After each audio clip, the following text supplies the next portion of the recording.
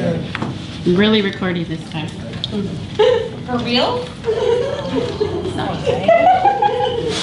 It happened. Yeah, no, that's the podium is beautiful. Their ground search is beautiful there. Can I get it? That's what it is.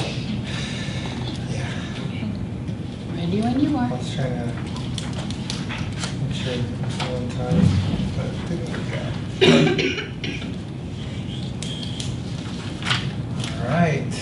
So we will call the meeting to order at 6:05. We'll start with the Pledge of Allegiance. Please rise. Face the flag.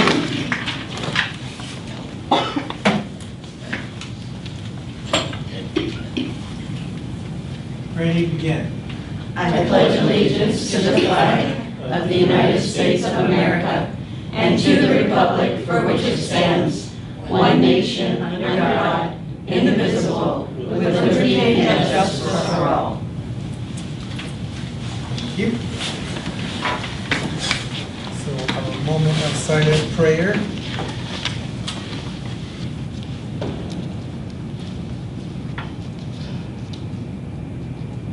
Thank you. And we'll have a roll call, please. Chair Robert Torres. Vice Chair Carol Mueller. Here. Commissioner Hector Diaz. Commissioner Sherry Fisher. Commissioner Jennifer Gutierrez. Commissioner Gail Mason. Here. Commissioner Cecilia Munoz. Here. Commissioner Betty Baez. Here. Commissioner Alfred Williams. Here.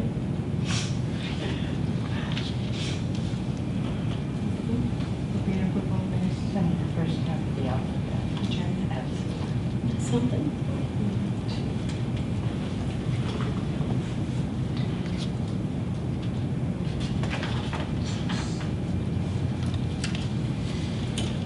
All right. So we'll move on next to oral communications. Seeing no one here to speak, we'll move on to our consent calendar.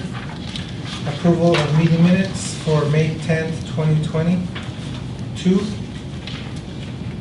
Any comments, any changes requested? Seeing none, do I have a motion to approve? Motion. Do I have a second? A second. Roll call, please. Chair Robert Torres. Aye. Vice Chair Carol Mueller. Aye. Commissioner Hector Diaz. Commissioner Sherry Fisher. Commissioner Jennifer Gutierrez. Commissioner Gail Mason. Aye. Commissioner Cecilia Munoz. Commissioner Betty Baez. Aye. Commissioner Alfred Williams. Aye. 6 yeses.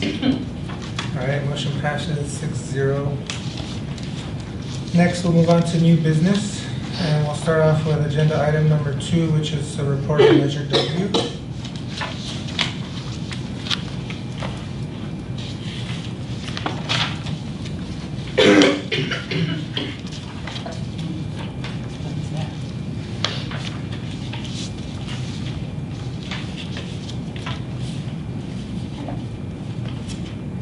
I don't really have an update to give to this tonight. Do you have anything that you'd like to add? That is mostly handled in our engineering department, and discussions of what is going to happen with the funding is still ongoing. There are a few small projects that they do out of that. Currently, we clean all of our catch basins out of that. We used to do it ourselves. Then we switched to do it 1 time a year, and now we're doing it 4 times a year. So we're working towards staying on top of our NPDS stuff and obviously water control and things of that nature.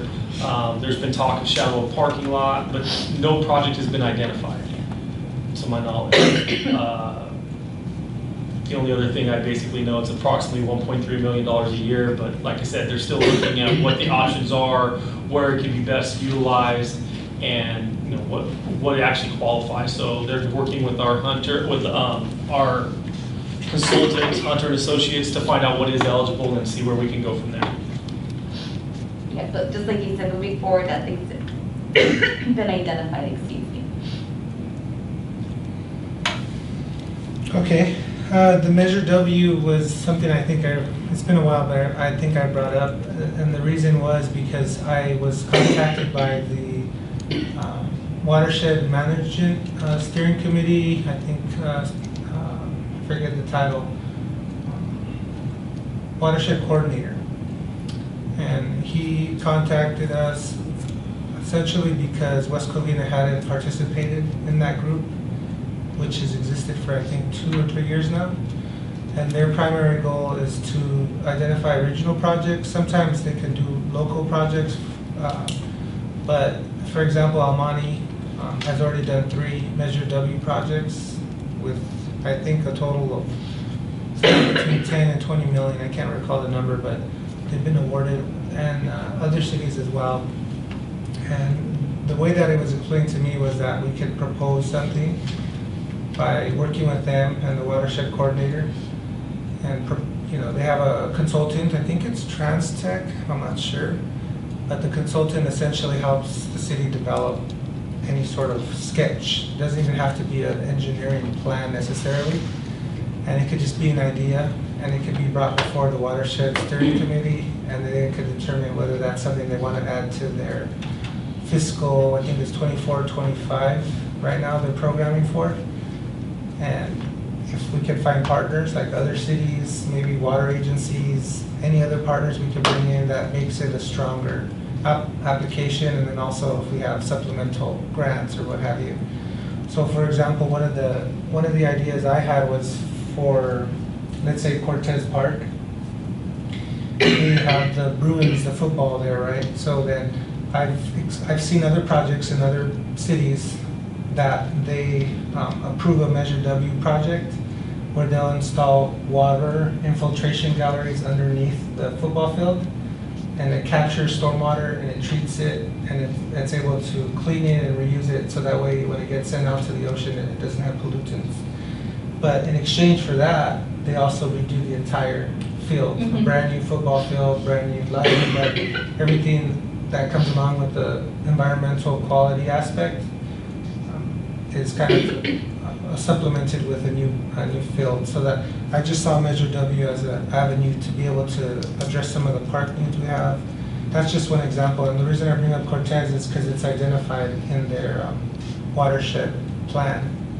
I think this was done when Measure W was being formed, like 3 or 4 years ago. Kelly, was that a regional plan we were part of, right? Over at Cortez, that's where it originated? I don't want to speak out of turn, because a lot of that stuff predates us before we started dealing with engineering, but recent, as of the last couple of years, you stated we haven't been part of the regional stuff, but before that we were earmarking for regional projects. Right. So I believe that's why Cortez was drawn out.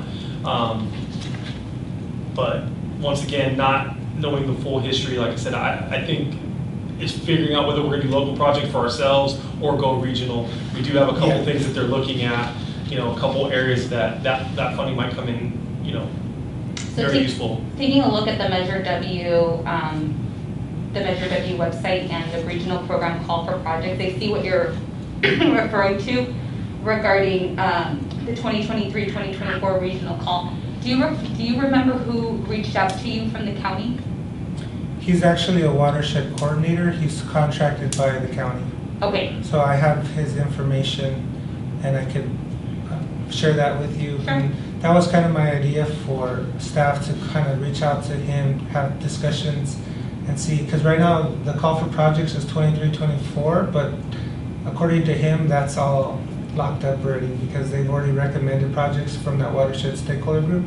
So really, they're looking at programming for 24-25 right now. And it doesn't necessarily have to be a big regional project. It could be a small pocket park, like water quality improvements, maybe like new swales, bio retention, where they capture the water instead of taking it out to the street. It could be a small, tiny project. It could even be streets, but the point of Measure W is to help clean stormwater before it gets to the ocean. Correct. So we have unlimited space, I think, to make that happen. We just need to have the forethought and the discussions. And it, like, from talking to him, it didn't seem like it was difficult at all to have at least preliminary discussions. To identify a project. Yeah, he just said, all you need to do is come up with an idea, give us a sketch. It could even be on paper. And then TransTech will, for free, will draft up a plan for us. They're a consultant for Measure W and the stakeholders group that are supposed to assist cities. So they do it for free. Yeah, TransTech is our engineering firm, so we can definitely reach out to them. And we have and Cameron follow up. Associates. Yeah. Cameron Hunt, is it? No, I'm sorry, Cameron from Hunter and Associates. Yes. Yeah, That we use and I as keep well. saying TransTech, but like I said in the beginning, don't quote me, but I Okay. think I want to say it's TransTech, but they do have a firm on. If you can provide us with who reached out to you from the Watershed, that way we can make sure that we get the right contacts, and then we'll work from there. But yeah, if again, their website saying 23, 24, and you're telling me 24, 25, that's probably accurate information, but if we can get a hold of what that application looks like and the requirements that apply to that application, that would be helpful. Okay. And I hear what you're saying about that is a method to kind of leverage those funds, creating those stormwater capture devices underneath like a playing field, and those funds can go towards redoing that area, but that is up to a certain point. At least that's been my experience, but having that contact with the Watershed would definitely help us in understanding the guidances or the guidelines that are around that particular program. The utilization of those That funds. would be a good start. Yes. And once again, don't want to speak out of turn. I'm not 100% positive, but we are taking part of those watershed meetings. It's just not the city of West Covina representing. It's John S. Hunter and Associates that represents us, and probably other cities at the same time. Because to get the funds, there's compliance things that we have to do. We have to submit plans and do those things. So that is getting done, but no local plan has been submitted other than the use of the catch basins. Okay, so yeah, that might be it, because we haven't submitted anything in the. Nothing to the regional that I know of, and like I said, we've been trying to identify a couple things. Like Shadow Oak was a big talk, and then obviously Woodgrove Park has been discussed as well. So there's a few things going on there. Okay, good. So then, yeah, maybe, I don't know, a year from now or maybe 6 months from now, we can bring back this Measure W item. And then after you have time to talk to the watershed coordinator and then, I guess, come up with something by, not necessarily a concrete project, but just a progress report, I guess, on, because oftentimes we'll talk about it here and then, nothing will happen for a few years. Yeah. So maybe some sort of tracking mechanism where we can kind of follow up. Sure. And if you could provide us with the name, otherwise we'll see if we can track it down. And like I said, looking at their website right now, trying to see who's Yeah, I just have. have a really Yeah, bad memory. there was but- we had an internal meeting last week, a capital meeting, the Measure W came up. TransTech made us aware that we don't have representation on that board. Okay. Thanks, Kelly. So Paulina, she drew the short straw, so she put her name in there as a representative moving forward, and TransTech was going to communicate that to the. Okay, so it is TransTech. Okay, And good. so my memory. our consultant had identified a couple of areas that looked more positive than others, based on their location. And there's Del Norte and Orangewood, and getting something out close to the street. So there are projects being looked at. We can, bring those. There's Right, yeah, positives. Del Norte is a good site too, because when I found his name, Alfredo Camacho. That's the watershed coordinator for the Upper San Gabriel Valley watershed. Alfredo Camacho. Alfredo Camacho. Yeah, and I have his email all forwarded. It sounds like it was an engineering function. Well, he actually works for Day One. I mean, as far as where it falls in our organizational chart, that it sounds like it's a Oh, little more of okay. an engineering function. But yeah, we can Right. still provide you with that. We can still get an update Yeah, from- I wanted to see if I could kind of marry those two, our community services and engineering, because that would help improve our parks. Because we would be able to address the environmental water quality issue, which is engineering, and then by doing that, we would get an upgraded park facility. Yeah, okay, so that's Alfredo. And yeah, the Del Norte, something I actually spoke to Alfredo about, because that was the school district property, right? The Del Norte baseball field, the other side of Del Norte. The big field, Yeah. the full-size field? So Yes. I've actually already introduced Alfredo to somebody from the school district. I can't recall the name either right now, but He's like the superintendent of, Dave Larkin, no, below, I think below Dave. Carlos, or maybe Jeff I think Cannon. it's Carlos. But just introduced him and gave him the same spiel I'm giving right now, where the school districts are also eligible to apply for Measure W funds, and they could get their school facilities upgraded with the same approach. So I already put them in touch. But Del Norte is definitely a good site, because they have a huge open space, 2 baseball fields, right against Sunset, like a major boulevard that can probably be accessed and drain the water into Del Norte and treat it. So yeah. So yeah, in the future, like whenever there's any sort of concrete report or update, see if we make any progress. At least try, right? Because it's not guaranteed if you submit, they still might not accept it, but at least put something in. So I know that was a lot, but I don't know if anyone had questions on like the program or what we talked about. I don't know if anybody's ever had the opportunity to go to a water board meeting, but it's a language past me. I mean, Yeah. there's a lot. Have you been? I mean, there's a lot of information there. I mean, a lot to take in. Well, this one's called the Watershed Steering Committee. So they're essentially a group consisting of cities and other other agencies, and they all decide. It sounds like we didn't have a seat at the table, but now Yeah. we do. Okay. Right. And Alfredo was saying that there was about, for 24, 25, there was about 24 million available. Not a lot. I mean, it's a lot for you and me, but to do projects like that, it's not a lot. Right, so we would hopefully have to, have some plan in place and supplement it somehow. But I know we have Measure A that could kind of we could tap into if need be. It's limited, but, and then there's other grants we could apply for. And I'm just asking for my own curiosity. I don't know if you know this answer, and obviously we can find out. The 24, 25 million, does that include our Measure W money? No, that's the regional pot. Okay, That's the so that's an pot for addition. competitive. That's an addition to what we can That's an receive already. addition, Okay. Mhm. So- Thank you.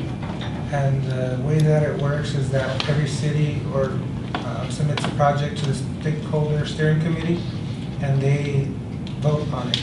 And they say, these are the projects we're gonna recommend up. So, and then it has to go through the same process that all projects go through with Measure W. They have like a scoring committee, and it could still get shot down, but at least it gets applied for and it gets submitted. All right. No further questions? All right, let's move on. So thank you for that. We'll move on to item number 3, which was, I guess, a request by myself, which I'm trying to remember too. The discuss options available for the tennis courts at city parks. Since the ones have been ripped out, you're gonna, Yeah. we even have Probably less better than now. pickleball. I think, didn't it come up because of pickleball? Yeah. Yeah. We were talking about, somebody brought that up. Said they were looking in Okay, so that's what this item was. $20,000 worth of. It's, discuss options available for the tennis courts at city parks. Okay, so I guess it's what we can do with the tennis courts that we have. So it's Del Norte, and where else do we have? Shadow Oak. Shadow Oak. So right now, Del Norte has been identified as an area for needed improvement for the tennis courts. And so as part of our capital improvement program, the city will, over this next fiscal year, which started July 1, we will be looking at redoing the tennis courts there. And one of the options for that tennis court is to also stripe it for pickleball. So if that is something that the commission is interested in pursuing, when we solicited bids for that particular project or quotes for that particular project, doesn't require a bid, that was one of the additional asks that we asked for striping of the pickleball. So that's what we can update you on in the immediate that we're doing. Shadow Oak has not been looked at yet, but we can certainly look at doing the same thing. Perfect. Commissioner Williams, is that satisfactory? It's a start. Yeah, it's been quite a while ago that we asked about that, and this is, you know, we really haven't heard anything. You know, the few neighbors that did ask me haven't said anything, so I haven't really kind of pursued anything on this. But yeah, I did have neighbors in my neighborhood who asked me, because, you know, it's pretty established, and it's getting like the rest of the city, a bunch of old folks sitting around. And pickleball is something that they would be useful. They appreciate. And then maybe, well, I know it's separate projects, separate parts, but maybe when there is a quote given for that Del Norte tennis court, maybe look at seeing if we could pull in one restriping of Shadow Oak from the same contractor. How many courts do we have at Shadow Oak? There's 4 and then 2 basketball courts. Yeah. But the courts there need some more work. Oh, okay. Yeah, it's the job at Shadow Oak. It's gonna be much. It's much more Much than more. than what we have to do at Del Norte. Okay, gotcha. So we'll right probably now, have to what we keep have this. budgeted for moving forward is Del Norte that we're confident that we can take care of this fiscal year. So Oh, some okay. of that preliminary work was done late winter, early spring of this year in order to get those numbers together. We haven't looked at Shadow Oak yet, but we can definitely do that and get some numbers together for that too. But right now, what's in the works is Del Norte. That's something that we do have budgeted Perfect. for. And so it would be one court would get, I guess, used for that pickleball element, right? 'Cause Well, out it of would the be 4. striped.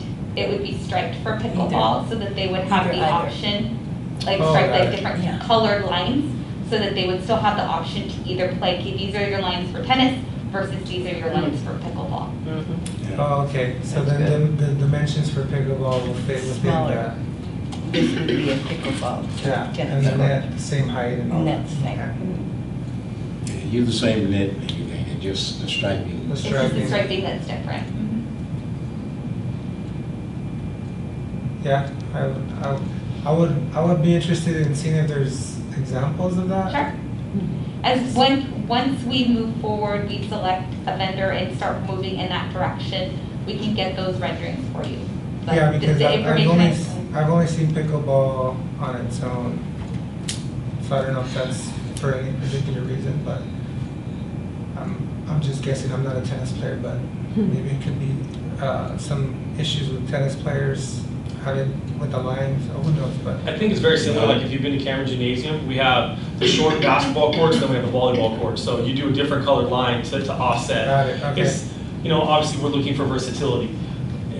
You know, it's not 100% perfect, but it definitely gets the job done. Yeah. And it keeps it multi-dimensional. I don't think the tennis players always doubles, they get different striping, but when you play Yeah, that's double true. and singles, so I don't think it's.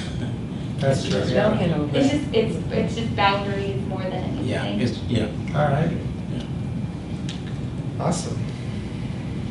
Yeah, the Del Norte redoing of the tennis courts has been around for a while. I remember seeing it like 5 years ago. It's been around longer than that. Yeah. So, perfect, finally getting that done. All right, any other questions on the tennis courts / pickleball? Right, thank you. Let's move on to item number 4. This was the request by myself for the ability for the commission to have input on the city's website pages related to community services. So I don't know if you wanted to, again, it's been a while, so I'm trying to recall what exactly I requested, but I believe it was something to the effect of us having some sort of input on the community services page, looking at it ourselves, and then seeing if we could provide feedback to staff, and then, You're talking about like, excuse me, layout, design elements, or what are you? not necessarily layout, because we're not web developers or anything like that, but just looking at the The content? content and then Okay. maybe what we want shown, and if we even want to do that, or if we care. If we don't have any sort of ambition to do so, then we could just table this and not even do that. But my idea was to have some sort of time to look at the website, and we could take notes and see what we could change, and then kind of have a meeting where we would talk about the website, have it up here on a projector, and Who's the say, editor of the website right now? I'm sorry, I don't know. So each department is responsible for updating our own content. Adding their own thing, yeah. So it's more collaborative, so that they just get together and then they all have so much space. Mhm. That's liable to interfere with how they're doing it right now. Maybe if we would suggest something like that later on to work with these other committees. But I don't think I'd want to just rush in there and say, okay, now, We're coming in. we're coming in, you know. I think right, I'd yeah. want to think about that for a little bit. Yeah. What are you talking about? Because I don't think we really have a page. Yeah. Is that for public input? We would basically be providing public input. Like, we're not gonna try to design the webpage, you know, we're not gonna try to take over what is already done by staff. We're essentially giving the webpage a look as residents, right, commissioners and residents, seeing what we think can be improved and making suggestions. We're not necessarily gonna require anything, or anything that we recommend would be taken with a grain of salt, if they can do it or if they can't. It just, to me, it seemed like the webpage could benefit from feedback from commissioners and residents, and seeing how we can better market ourselves as a commission, our community services department. In other words, giving input of what happens in our meetings here? Just giving input on the web page itself. Oh. Like, say, for example, if you're a resident and you went to that web page, Mhm. did you find it easy to navigate? Do you find it a little confusing? Do you think it would benefit from? Well, it'd be nice to have a survey on something like that, online or something, do a survey. I would like to Right. see on that page updates of the park equipment, Oh, the groundbreaking, all of the things that we're Yeah. doing in the city. That's community services. Yeah. They don't need to know what goes on in here. They need to know what goes on in the And you city. get a lot of people Take them saying to that. the park. Yeah. I'm so impressed with the equipment at the parks. It Mhm. just, I wish I was a kid again. They're so cool. And I think that if the more we get it out there on the webpage or anything, Mhm. it's gonna help get the kids out to play.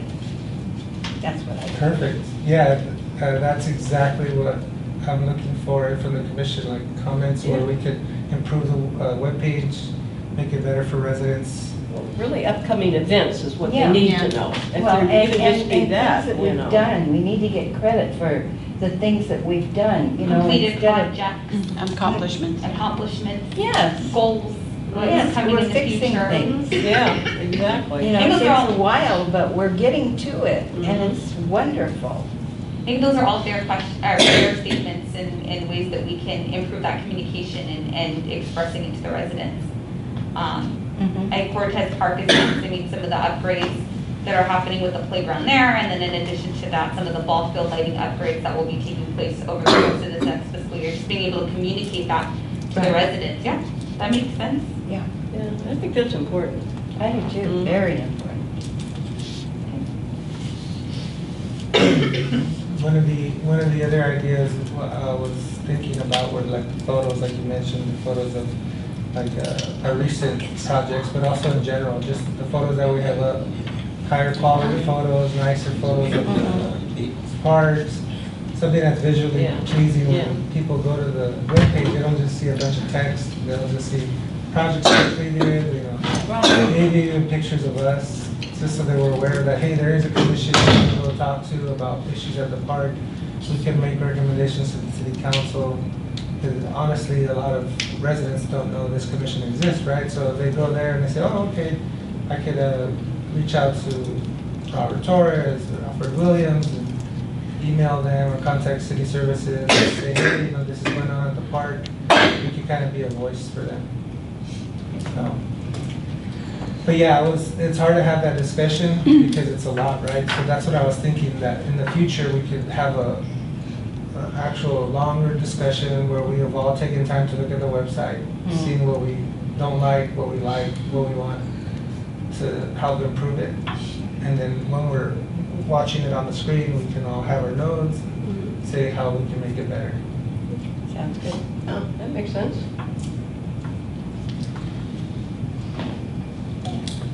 All right, so I think with that, we probably want to set a date for that, otherwise we probably will never get to it. So we could be anywhere from the next meeting, 2 months from now, 4 months from now, 6 months from now. Depends on how everyone feels about looking at the website.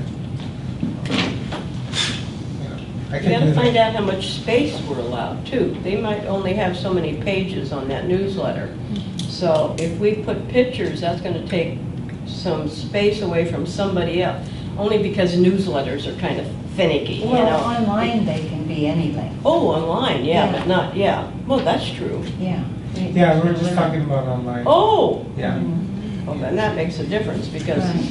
yeah. I was thinking here it wouldn't make. No, no, yeah, on Yeah. the, on the Discover newsletter, that would, Yeah, yeah. it okay, wouldn't work. okay. So, I think we understand the direction, the suggestions, just highlighting those projects, those accomplishments, and then goals moving forward.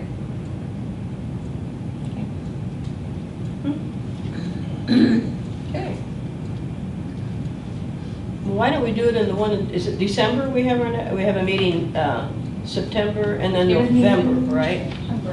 September, October, and then maybe November. November. September, November. That might be September, good. November, and January. so November, maybe we could have it then? We'll just at least start working on it, yeah. Yeah. See Yeah. what we want to do. We can add So in that for November, maybe we could have the You want the, projector screen. Yeah, We could see what changes have been made since today's meeting, which would be stuff that we recommended at this meeting.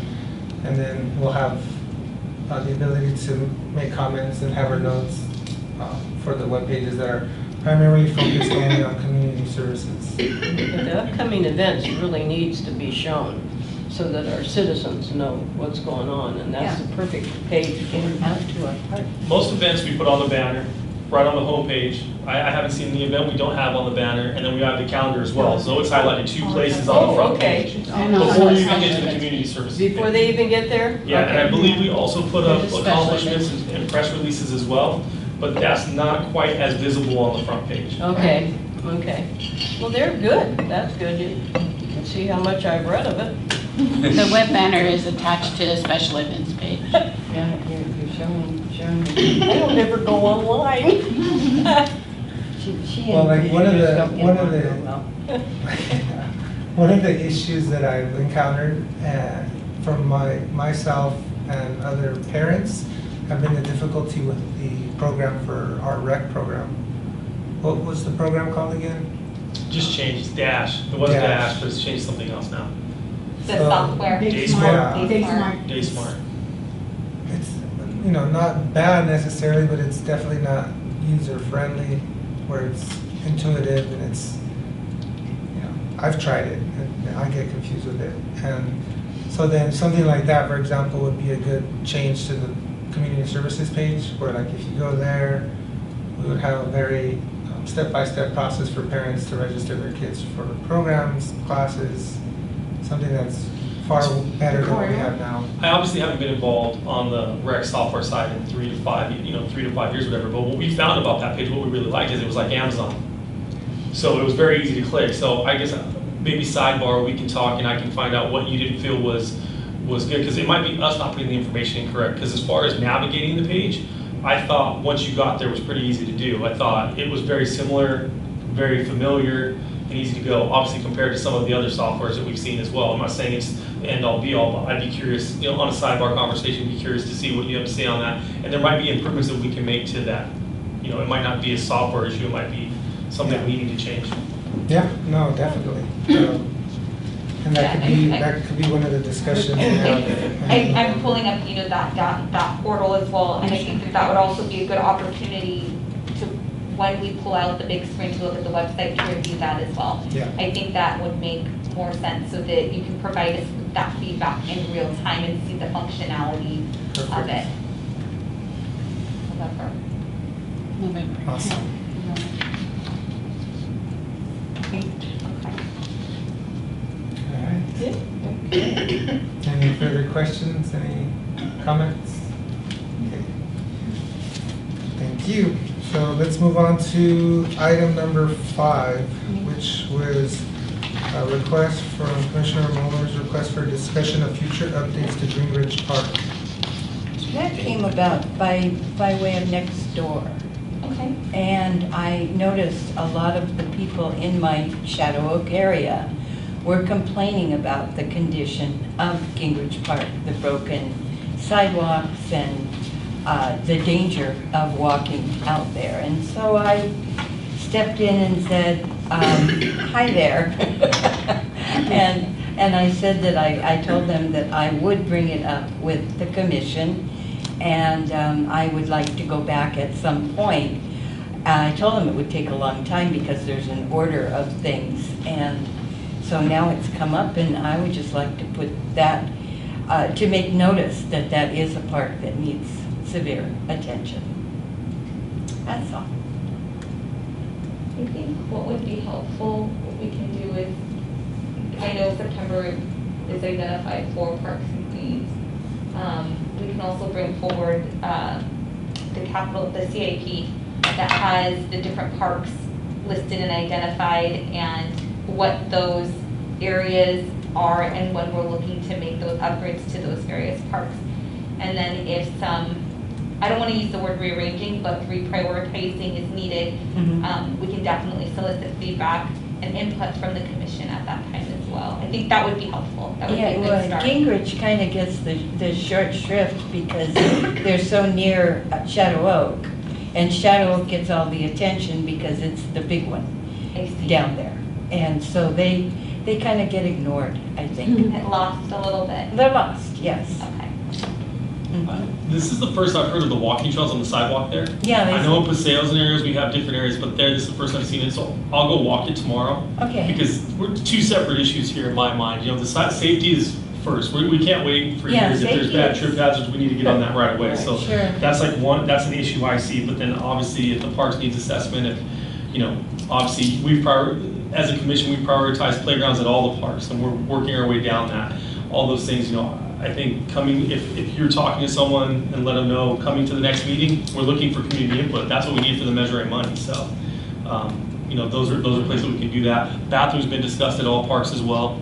Yeah. I'm familiar with the basketball court, they're being asphalt, so, you know, look at changing that to a concrete court, some other things. That's obviously, you know, farther down the line, but those are all things that have been considered and looked at. Good. Thank you. Now I have something to tell them, see? Yeah, That's sure. good. So they'll know what to do.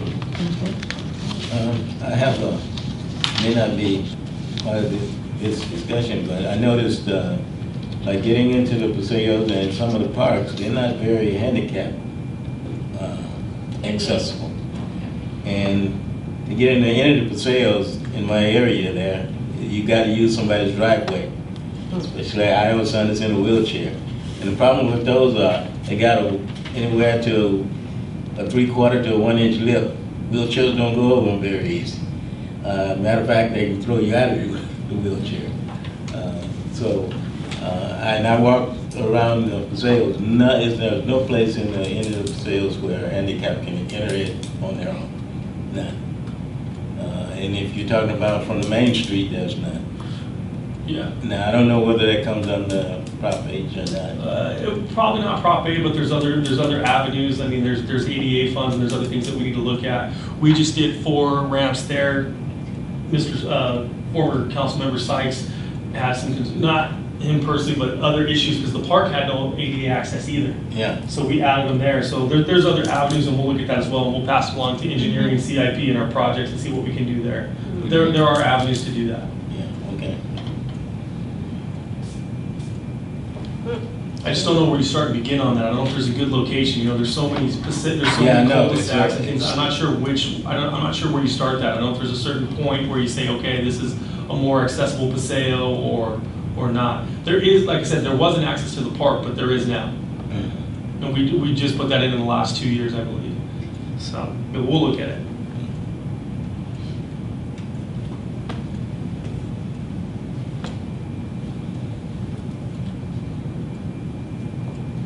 All right, so for number 5, we're going to come back with that update from the CIP, including Gingrich and then the rest of the parks.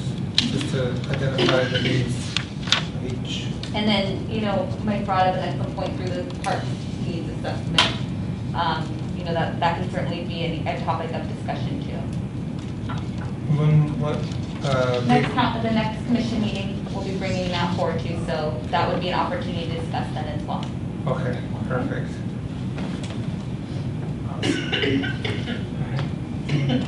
No, I'm good. Okay. Any other questions? No? Okay, thank you.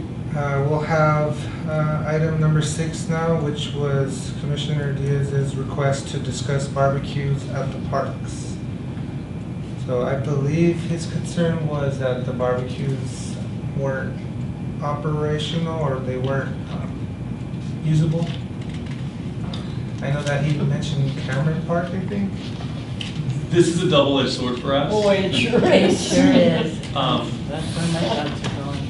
And part of our internal parks needs assessment, equipment for the parks is something that we discuss a lot. We need picnic tables. We don't have replacement barbecues. We don't have anything like that. So if a barbecue goes down, we do not replace it.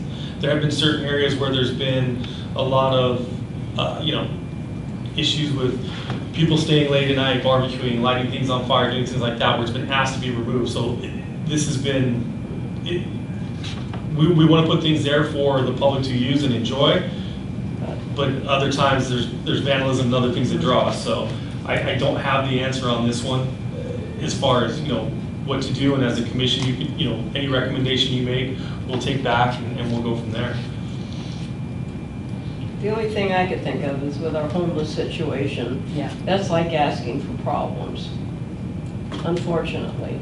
Because if they use it at night or something, come in and something happens, that's the downside. I know we used to have quite a few in the Channel Oak, and every time, most of them, once they were made out of iron. It was one part and they rusted out. Mm-hmm. And instead of replacing them, he totally just cut them out at the bottom. And I think it's only 2 left in the park right now. There used to be a barbecue at every pavilion. Yeah. And that's not the case anymore. I can't tell you exactly how many we have. I know Orangewood has, the soccer complex is a brand new complex, and they put in barbecues there with a way to get rid of coal, fire protection things in place and other things like that. But anything we've taken out, we've not replaced. You were correct. I had thought about, I've seen, like, I think at Beauty Beach, they have aluminum still, but aluminum is much more expensive. And the chances of them getting ripped off by scavengers is even increased. So I don't know what the real solution is for that. I do. You take in your own equipment. Barbecues at this. Yeah, there you go. That's No one what I- complains. We in parks, provide the Carol. land and bring in your tables, bring in your chairs. That's what we do. We bring them to the thing on Wednesday nights. They don't provide anything. We bring our own stuff in. Yeah, I've seen a lot of people down there using it. When they were there, they were being used a lot. Well, it just is, it's a sign of the times. Yeah. Things aren't what they used to be, and I'm sorry to say that. So, we don't have money for that. Well, maybe we could just, I guess, like you said, make some sort of recommendation about the ongoing maintenance, removal, installation of barbecues. I think.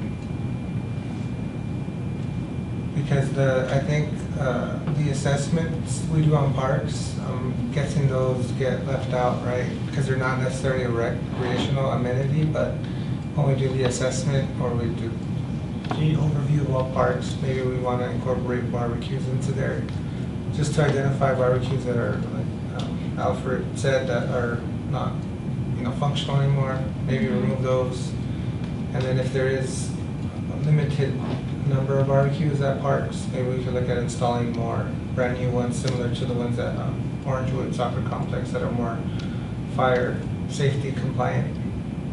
Just incorporate that into the assessment. What do you think about that? I agree with that. I visited Friendship Park several times, What a great park. And Friendship Park does have a barbecue by the pavilion. It's not in the best shape, but I did see a family using it, and they were enjoying it and having a good time with it. So, you know, the reality is, one part is they do get vandalized, and, you know, there is, at night, the city does not have a police patrol, a park patrol like in the old days, which was probably back in the 70s, where, you know, you could adequately provide safety in the parks at night. And that also is a sign of the times. So with budget cuts and things like that, that's the undertow with that.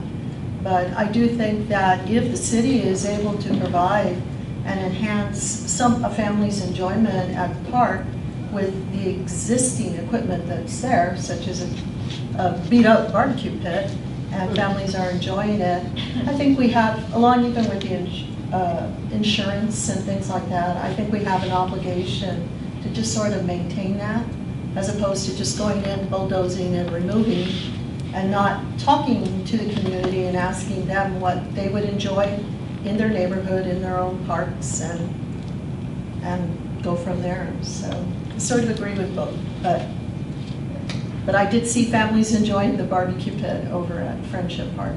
And it was broken, but they were using it, so. And if I may, through the chair, just to point out, this was requested by Commissioner Diaz, and Commissioner Diaz here should probably come back, you know, just to give Commissioner Diaz the courtesy to have the discussion and to provide input. Yeah. We can bring it back at our next meeting or a later time. That would be helpful. Yeah, perfect point. Okay. Yeah. Out of respect. No, I completely agree. So that's perfect. So we'll bring it back at our next meeting. All right. So next we'll move on to continued business. Item number 7, a status update for the future project at Del Norte Dog Park. And I believe we have staff report, or the plans are on your agenda package. Agenda item number 7. A brief overview of the dog park. This is a project that has been going on for quite some time. Funding issues, changes in what plans, what scope was. The current dog park was put up by Measure A funds in 2012, approximately that, but basically they just took up a fence, threw up a fence, put a light on back on top of the stock bar, and threw a couple things in there and a water fountain outside. So, you know, the dog park is one of our most popular parks. I maintain the splash pad, I go by there, and it's always used. I've been there at 8 o'clock, 9 o'clock at night, it's done that. So this has kind of evolved into something else. One of the main things I noticed at the park is because of all the usage, it never gets any downtime and keeping turf there as possible. So there was things looked at like putting in wood chips, alternative, you know, DG, different sources, but it was still kind of decided that turf would be the best thing. So in this design, what you can see, the park, the footprint is kind of expanded. And this is what's made, and just to back up a little bit, this is what's made the project take as long as it has and become longer, is because if we were just doing maintenance and repair to the dog park, we could have had that done the first day, but the problem is we knew that wasn't going to hold. We knew that it wasn't going to take care of the issues. So the footprint got expanded at the dog park. What this does is it kind of divides the park into 4 separate areas. What that enables us to do is shut down in maintenance areas as we need them. So we can resod, we can seed, we can do everything and make sure we have turf all the time and just kind of work our way back and forth. The other thing that was going to be addressed is in a lot of our parks, there's been a lot of projects that are done, but irrigation is just capped off into altitude. Some cases it works good, some cases it doesn't, some cases we have overspray, other things like that. So this is just a you know, part of this plan includes irrigation and irrigating the park the way it's supposed to be. Changing the walking trail a little bit, adding water fountains inside each dog park, because I don't know if you guys go to the dog park, bowls and people using different bowls, and those things are big issues in dog parks. So we wanted to make sure that instead of people leaving the dog park to go in, or people bringing bowls into the park and letting their dog go, that each park had its own dog park. I'm sorry, had its own water fountain. I was saying bowls, but I meant water fountains. Also wanted to, and the other big key in this is add lighting. So instead of just the lighting on top of the snack bar, there's like a couple of lights on the walkway, wanted to put lights throughout the park. You know, you can kind of see there's lights to light up the entire area. So obviously that's an LED thing. So that is the major change in scope. This is the official design. This has been approved to go to bid, and engineering is doing that. I don't have the exact timetable, but it has been approved and it should happen. The bid should go up fairly quickly. You know, today's prices and, you know, funding and everything changes everything, but until the bid goes up, we won't do that. But this is an official plan drawn by a landscape architect, and that's the plan. And if you have any questions, I open it up to you. Roxanne, if you want to add anything. But the only thing I could say is, you know, while this is the plan, you know, once it does go out to bid, there could be other changes that are, you know, that could potentially be made. And of course, we would keep, you know, the commission updated on any of those changes that could occur. But, you know, Mike is right in what he's saying, you know, that the cost of it, the cost is going to be a factor, you know, we know that. And it's going to be interesting to see what those numbers look like when they come back. I have a question. Are you going to close apart the area as you're developing it larger, or we make the improvements? For construction, I believe there'll be a down period. Obviously, we'd have to talk it out. Maybe it goes half and half. I'm not 100% positive on that. It'll be a brief closure, and then obviously turf takes time to grow. You know, I mean, when parks are being used, you need probably 6 to 8 weeks, depending on what kind of turf it is, depending what time of year it is. You know, so it probably would be down for a brief period of time, but we try to make that as minimal as possible. Are you extending it, or you're just going to keep it at the same size as it is now? This footprint is larger. So it's going to be extended. Off the top of my head, I don't know exactly how much, but basically, if you're familiar with the park, it'd go over towards where the old home snack bar was. Oh. So there's a tree over there. We go over that, keep the tree for shade, and go that route. So, you know, basically, not doubling in size, but I'd say another third.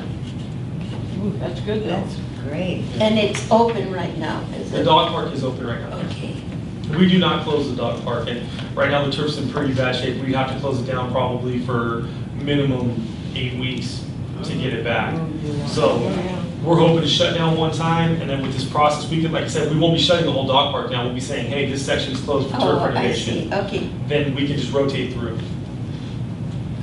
That price seems reasonable What price?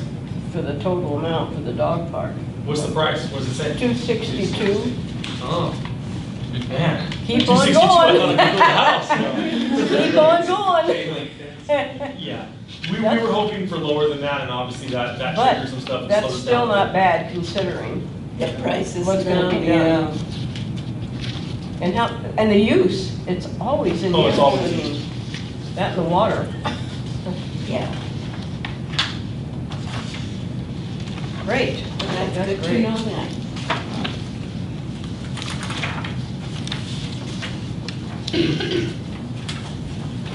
You thinking about when you have an opening, can have like a grand opening?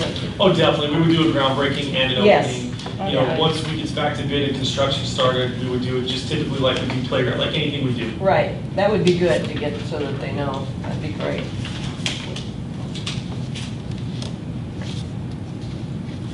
Because just for it was so simple in the beginning, and it just exploded. Everybody loved it, and it was minimal. I used to take my dog there when I had my little dog, yeah.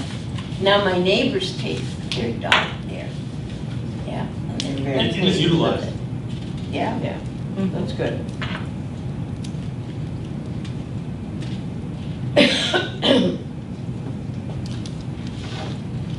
All right, sorry, I was writing some questions down, so yeah, I have a few questions.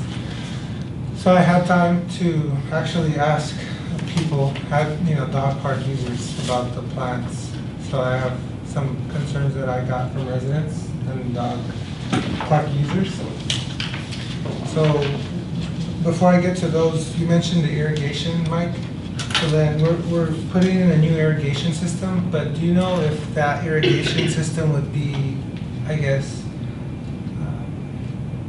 able to expand if needed? So like in the future, let's say we expand the dog park, would that irrigation lend itself to easily modifying for expansion because there, there may be a reason we do that in the future. Because I know originally we were trying to go even further west, right, with the expansion, a little bigger than what we're proposing now.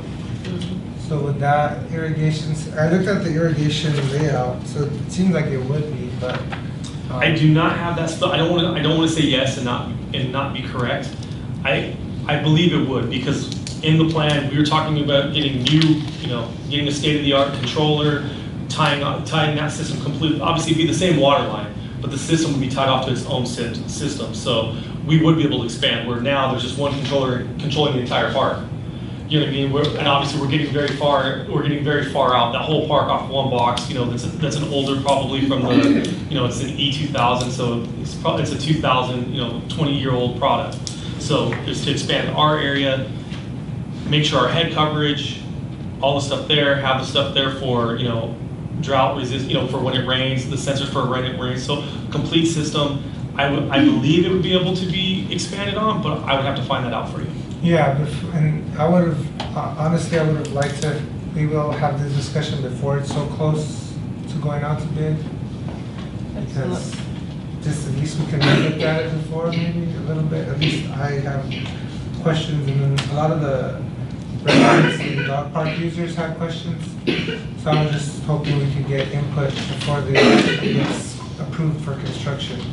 Yeah, that's one of the items that we want the engineering firm that did the plans, architectural firm, to confirm would be like what sort of irrigation system do we have, and does it lend itself to expansion? Okay, I'll find that out. In the future, we don't want to have to rip out the whole system. Exactly. To make modifications.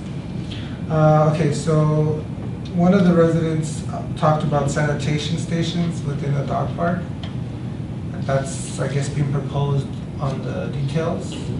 So they were kind of wondering whether that was something that was necessary, because right now we have problems refilling our hand sanitizers, right? A lot of the soap dispensers are always empty.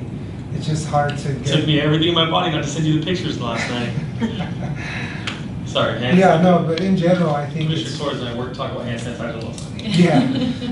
Yeah. So yeah, that one of the residents asked about that. They were wondering whether that was even needed, because if it isn't, and if it's always going to be empty, because it's going to have to be refilled weekly, right?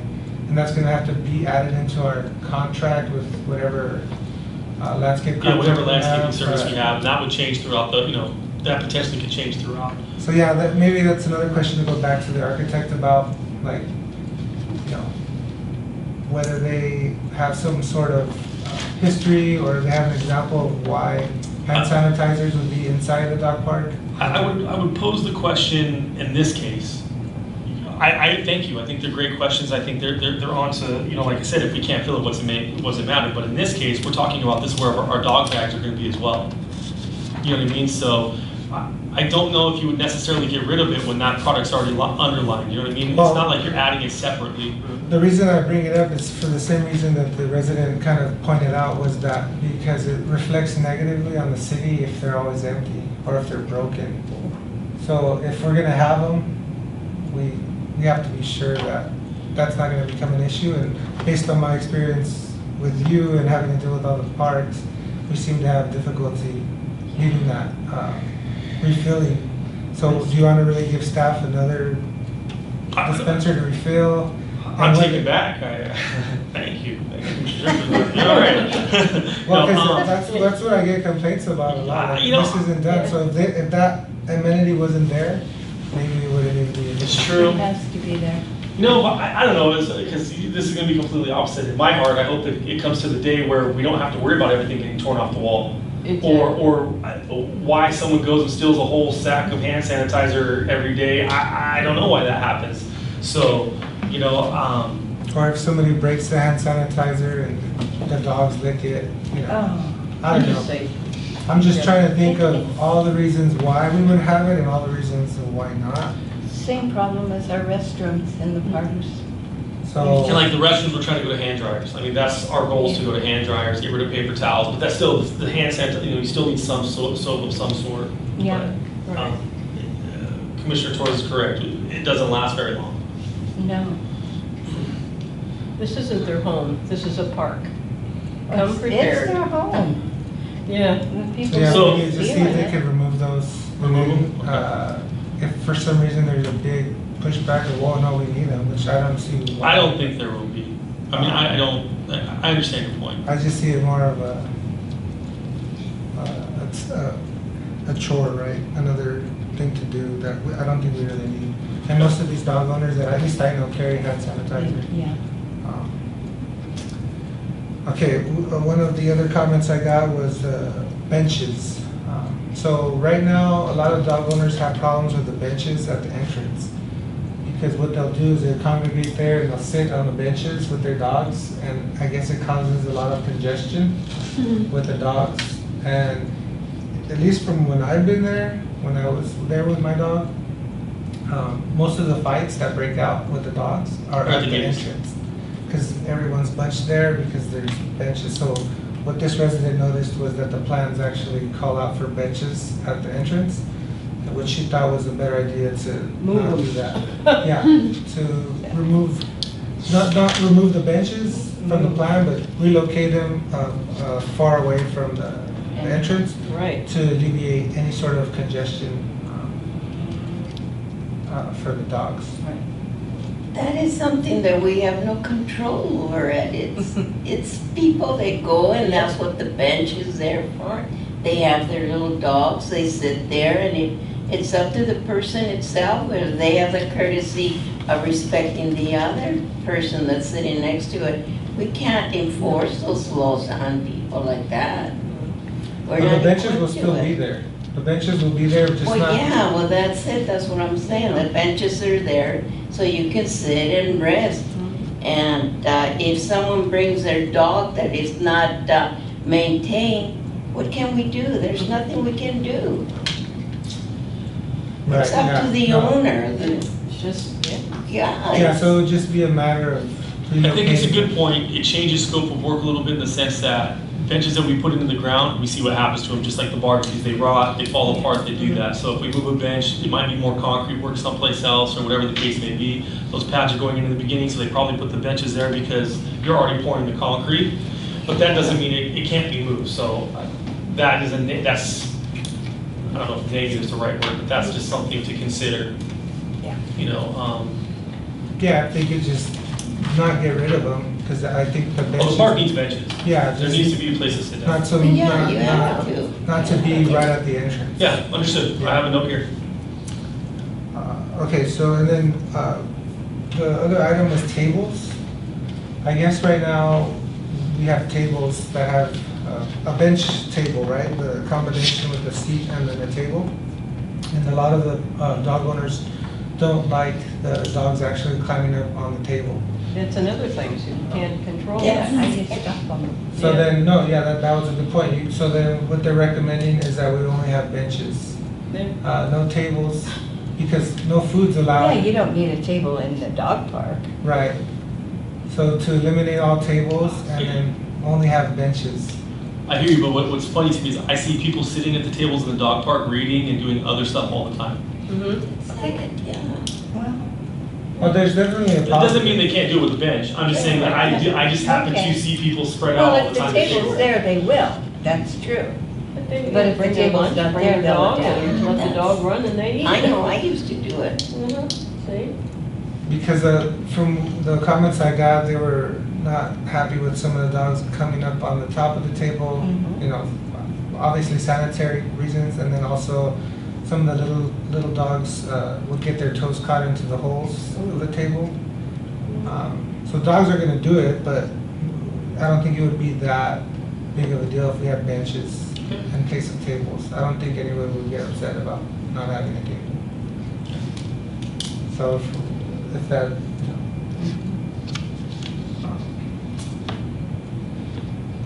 and then the cost of the benches was, where do we get the cost from?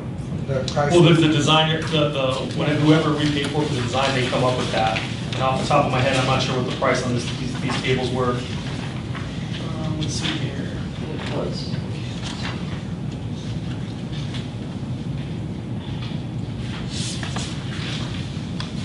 Okay, so Yeah, the person that brought this up mentioned that the benches were $2,000.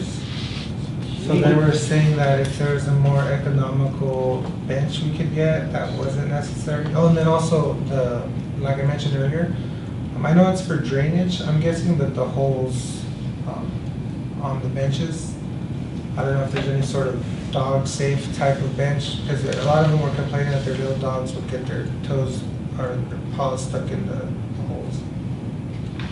I haven't personally had that happen to myself when I took my dog there, but that was a comment I got. As far as these bids go, obviously, we throw the whole scope out, we identify the product, and then they come back with their bid. So it's their job to get as economical as we can. What you'll find is like, yeah, you might find a table cheaper, but then they'll get you over here on labor, or whatever the case is. This is like, this is a design and build project that we're going out for. Our park benches, like for us, park tables are about $1,000. You can find them a little bit cheaper, whatever, but $1,000. And the thing is, we have 16 parks. Say every park needs 30 tables, because some parks are bigger than others. We need over $300,000-$400,000 of tables. Right. It's not. It seems very small and insignificant. So two different things there. One, they are very expensive, not $2,000 worth, but they are expensive. And two, when the bid comes back, that should show. Okay, so the bid should come back lower than 2,000 hopefully. Yes, and but like I said, but then maybe maybe labor gets you. I mean, this is a public works project, so prevailing wage, everything's in there. Yeah. This is going to have to be formally bid, go through the whole process. So most of the time, this has been submitted. Has it been accepted by the city? Well, what has happened is the plan has been taken to engineers taking the plan to discuss it with the superior, CM and our bosses, and it's been approved to move forward. Okay, right. But it has not been bid yet. But it is on the slate to be bid. Okay, it's on the, okay. Yeah, one of the residents mentioned like tree stumps. They've seen that in other dog parks where the bench is like a tree stump facade or some sort of fashion as a tree stump as opposed to the benches with the holes in it. So yeah, maybe I guess take a look at other dogs. I could take a look at other dog parks as well. I haven't had the time, but see what they have. But I did notice that a lot of dog parks don't have the tables. I'm guessing because of the same reason.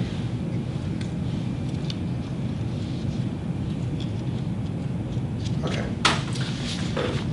One of the residents brought up water fountains. So water fountains are proposed outside right now. So we have them outside. So one of the things. No, we're going inside. That's going to happen for sure. Even though I don't care if this plan says that or not, water fountains are going inside. It did say so. Okay. Yeah. Mm-hmm. Yeah, we're not putting water fountains outside. Water fountains are going to go in each park club. Okay, let's see. No, and it's just going to be dog water fountains. It won't be like what's there now. So there'll be a water fountain outside, and there will be low fountains inside. I will make sure of that. Yeah. Okay, so there'll be water fountains both in and out on all 4 sections. Yes, but only for dogs, not for people. Right. Yeah. So on the inside, there'll be one water fountain for each section, those 4 quadrants. Okay.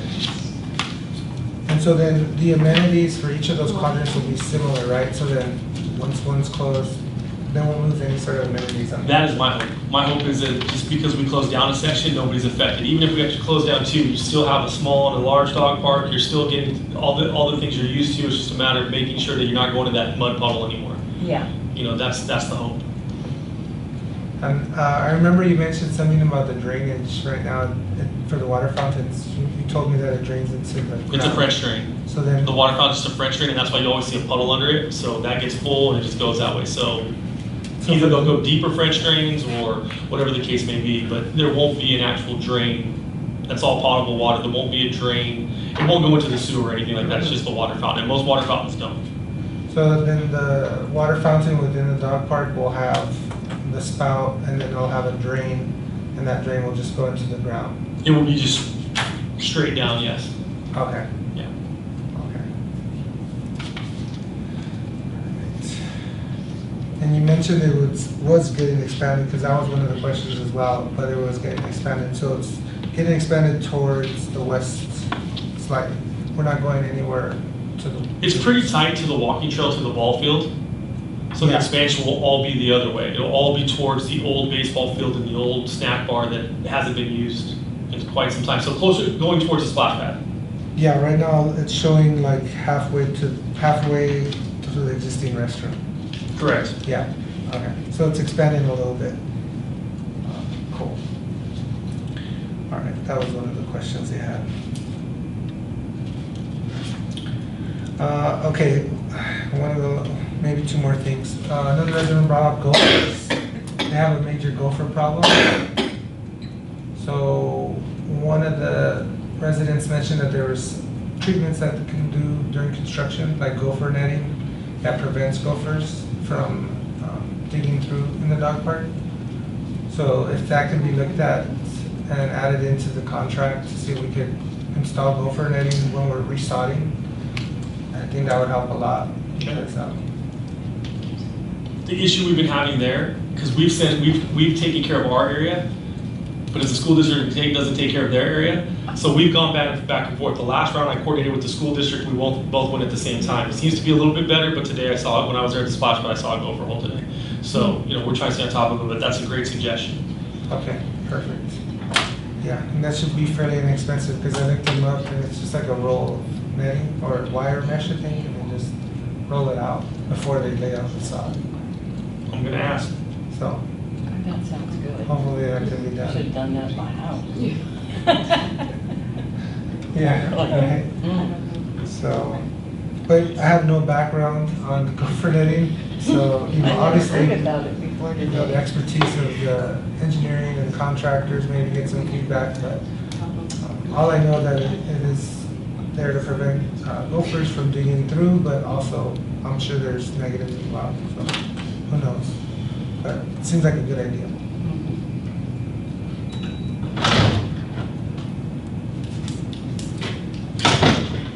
This is the last one. Okay, this was a kind of contentious one, because I had a few residents that were talking about the trees. So there's a tree there that's a pine tree, and there's sap, I guess, that drips from it.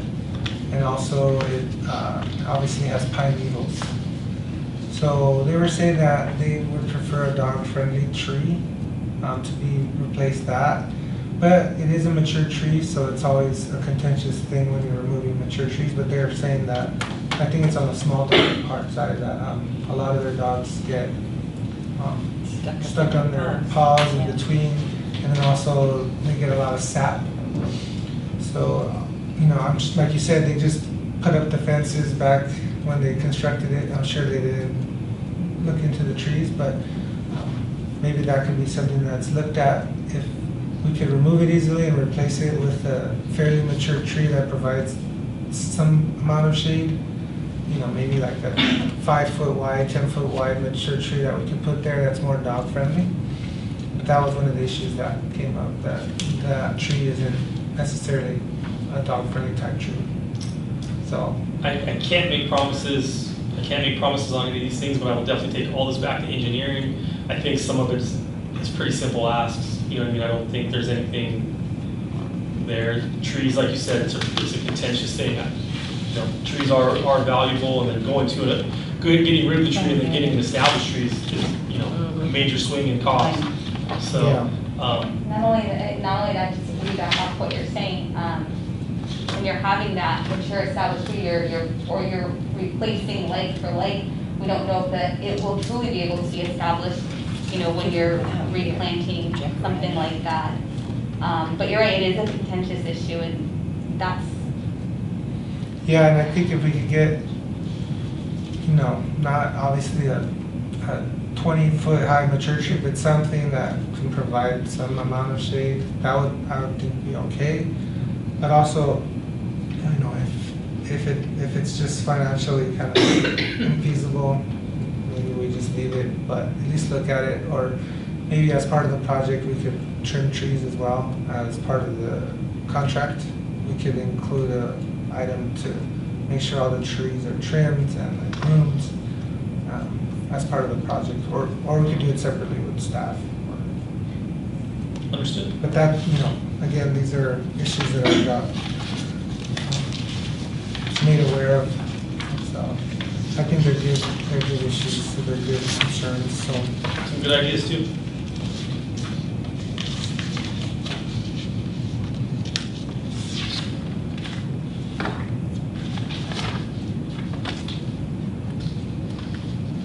I think that's all I got. So yeah, if, I know that you said it's gonna go out soon, so, you know, if anything that could be done before it gets out and been constructed or awarded. And I know we could still change things even after it's awarded, right? Like, it would just require. You have some fine tuning that will need to be placed, so there will be those opportunities. But I definitely do not want it to hold things up, because I know we've been waiting We're all in agreement. for years, right? So, Yeah, it's been some time. so that leads me to my last and final question, which is always a question I get from residents and dog owners. What do we see as the timeline? When do we see this actually getting done? When we do. I know I asked this question 2 years ago, For the dog park, and then a year ago. So yeah, when do we realistically see this actually, I guess, starting? what it's gonna come down to is identifying that funding source. And so, while we have these estimates, we will need to identify that funding source before we go out to bid. So, I don't have an answer for you today, but we can have an answer for you shortly. That would be the best way to put it. It came out to more, like Mike said, than what we had, the estimate, than what we had initially anticipated, unfortunately. And I think that's just been the way things are going now with any construction project, with even with gas, the prices are just going up. But we will work towards identifying that funding source and let you know. Sounds good. And I do want to apologize, just real quick, I do want to apologize on the time. I'm going to tell you, Kelly ran in circles trying to make the old park work and get it done 2 years ago. Kelly and I have been working on this project for quite some time, but it just, we were trying to fit a square peg in a round hole. It didn't fit. We could have thrown money at it. And I don't know if we'd be any better shape than we are today now. Maybe, but I couldn't sit here and wholeheartedly tell you that. So I do apologize about the time. Kelly's worked hard at identifying trying to identify funding sources, see what we can do, what is eligible, what we, and how can we move forward. So it has taken some time, but, hopefully it's sooner than later. Sounds good. Sorry, I needed to ask. No, it's a fair, I know it's it's a always fair. a tough question, because there's never a definitive date, especially when funding's still up in the air. So I appreciate it, and hopefully we can identify something. It's important to have those dialogues, because it's important that the staff has the opportunity, and you have the opportunity to to exchange, really, the initial thought was gonna be one price, but with the way that costs are going, it came back with something different. It's the honest answer, and sometimes we do have to unfortunately tell you, what, we're still working on finding a source, we don't have an answer for you yet. And it's better that we tell you that than come up with it at some random date that we're not gonna be able to meet. Understood, yeah, definitely. And I just remembered, do we have an update on the name of the dog park yet? Where did that, I guess, stop at? Did that stop? We were hoping to do it all at one process, but we redo the dog park as part of it, do the renaming. We received a licensing issue, someone threatening to sue us because they have Central Dog Bark trademarked, something along those lines. So, the goal was to, when we've been at this for some time, the goal was to rename the park at the opening of whenever it's redone. Right. So that'll probably still be That's still the plan? that is still the plan, yes. Good. I've not heard it's any different. Obviously, I haven't talked to Roxanne more about it, but I haven't heard any different. Okay, so I know when we talked about it, maybe last year, I think, there was some discussion that was going to be a process, right? Where we would have some sort of community engagement, have some sort of discussion. If that was a year ago, that would have been a little before my time. So Yeah. That was our thought process, yes. Right, because having like good community feedback, maybe even have students involved and try to have some sort of naming contest, or we can come up with something. But, so, okay, we'll just keep that on the back burner, but. That's an important discussion. You know, I think a name is very important. Yeah. Yeah, let's revisit that and the avenues that the commission would like to recommend to pursue when we come back to you with some dates. Yeah, no, for sure. And so are we still calling it? Oh yeah, we're still calling it Central Board Dog Park. So is there any issues with that? Well, this is internal. You know, Okay. this document is internal for us, so. Okay, yeah. Perfect. So any other questions on the dog park? Any comments? I just have a comment. I just have a comment, and it's directed to staff and to Robert. So I just want to thank you guys for keeping everyone updated on the progress of the park. And I was just kind of curious listening to the residents' concerns. If the city has an opportunity to create another dog park in another part of town, then this park might serve as the model, in which case then the infrastructure that's being used might be the standard if it works in the park. I mean, I understand the issues with the metal benches, with the with the like netting type poles, and I mean, it has the upside is you can wash that down really quick if something happens on that. It's hard to put graffiti on that, although I have seen them, etch graffiti. They're hard to set on fire, and they're hard to kind of be vandalized. So with that in mind, and knowing that those type of benches exist throughout parks, they're pretty sturdy. So you might be getting a good bang for our dollar, but that's just my opinion. But thank you very much. Hopefully we'll have another dog park somewhere else in the city. Yeah, California Park Lit has been something I've eyed before. I don't know if you guys are familiar with that. Park Lit on California.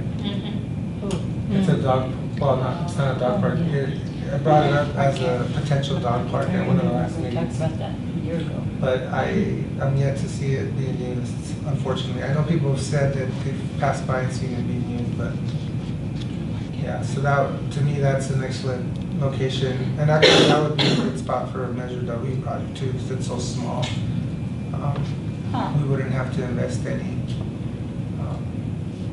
not as much as Cortez, for example. That's an interesting thought. Yeah, it's like a parklet, so we can have like some bioswales, some little components that we could fund using Measure W, and then as part of the dog park, if we do that, but that's an idea. And there's a lot of apartments near that, California, and I know a lot of dog owners and apartments have struggles with, open space, dog spaces for their dogs. And it'll activate the space, because I think I don't know if you were around when they did the dog park. It's probably when you just got here, right? The dog park in Del Norte. I've been here for a long time, So Yeah. way before the dog park. So the dog, well, I was there in 2000, because I used to work at Monte Vista Elementary. And I used to work at the YMCA there, and we would take the kids to Del Norte Park. And it was bad at that time, before the new playground, before the splash pad, before the dog park. It was pretty desolate at times, not used a lot. There was a lot of undesirable people hanging out there. We'd have to kind of protect the kids and make sure, watching. But as soon as that dog park came in, the playground and the splash pad, Made the completely difference. changed. It activated the space, especially the dog park, because you had people there constantly coming in and out. The dog park's in and out. around. It's always busy. And I love that. from what I've learned going there, it's a regional destination. It's West Covina residents, Irwindale, West Covina, Azusa, like everyone comes to that dog park. So yeah, it's definitely an activating activity. So that's why like California Park Life, I think would change a lot. We'd be more active if we had a dog park there. All right. I want to know if you remember when we were at the opening for Friendship Park, they were saying that the baseball field area has now become a dog park. That's issues, yeah. I don't know, is it something that Yeah. Not intentionally. No. Not intentionally. There aren't, as far as I know, any baseball leagues in that area anymore. Yeah, All of them have seen their fold or been cheated out of so many funds, and the demographics of the area has changed quite a bit. But if that's another possible place, it's being used for that now. So. Yeah. That is true, but I do, just a caution is that the ball field is used. It's rented 4 to 5 nights a week for practice. I'm not a proponent for leagues or for travel ball or either way, but it is the way kids play sports now has changed. You know what I mean? So there is, I'm not gonna say that there's not a complete need for that field, to say, hey, we're gonna give this field to do a dog park. I don't know, that's not my choice to make, but the field is used is all I'm just trying to say. Oh, okay. I was under the impression they Sound weren't like using that. for anything other than a Dog dog park. The snack bar, the snack bar and the traditional, how fields used to be used, and you have late games on Tuesday and Thursday nights and Saturdays. No, it's not used like that, but it is used for travel ball, for practices, and green space for soccer at times, softball. That's one of the few fields I've seen in West Covina that's got a fence around. Because we got 2 there in Shadow Oak, and they don't have fences. At Yeah. one time, the city would not even allow fences to go up. So. Never seen anything until you see an 11-year-old kid hit a ball over the fence. Changes the whole world. No, that's a long field.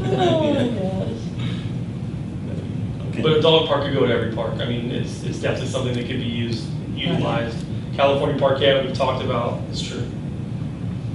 Yeah, just, like I said, it kind of revitalizes spaces just because you have so much activity. It adds life to the park. I've been a proponent, if you got adults in the park, a lot of vandalism goes away, a lot of other problems. Yeah, it's a good point. I'm just taking a look at, and Mike and I drove by there a couple months ago. We had a discussion about just the utilization of that park, and at the moment that we drove by, there was no one using California Parquet. So, however, Keep driving by, you probably never see anyone. yeah, and I've driven by on my own at just a different time, saying, okay, maybe, something changes at a different time of the day. It's pretty consistent that I haven't observed anyone out there. However, whenever it's been my experience, when you propose to repurpose a space, that's when people are going to start coming out and saying, hey, we love that park, we use it all the time.